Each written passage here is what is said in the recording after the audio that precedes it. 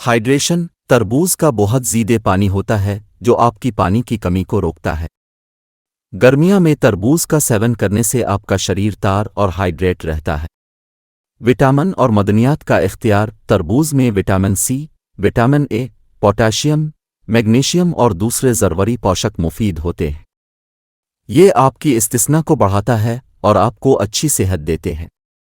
Antioxidants तरबूज में antioxidants होते हैं जो आपके शरीर को फ्री रेडिकल्स से बचाते हैं। ये आपकी जिल्द को सेहतमंद और नौजवान रखते हैं। हाजमा को बेहतर बनाता है तरबूज में पाया जाने वाला पानी और फाइबर आपकी हाजमा को बेहतर बनाता है और कब्ज़ को रोकने में मदद करता है। ब्लड प्रेशर को कंट्रोल करता है। पोटेशियम की उपयोगिता से भरपूर होने के वजह से तरबूज आपके ब्लड प्रेशर को कंट्रोल करने में मदद करता है। वज़न में कमी में मदद तरबूज का काम कैलोरी का मवाद और पानी की मिकदार ज़्यादा है, आपको वज़न कम करने का सफ़र में मददगार साबित हो सकता है। पट्ठों में दर्द को काम करता है तरबूज में पाए जाने वाले अमीनो एसिड पट्ठों में दर्द को काम करने में मदद करता है, ख़ासकर अगर आप वर्जिश किया है।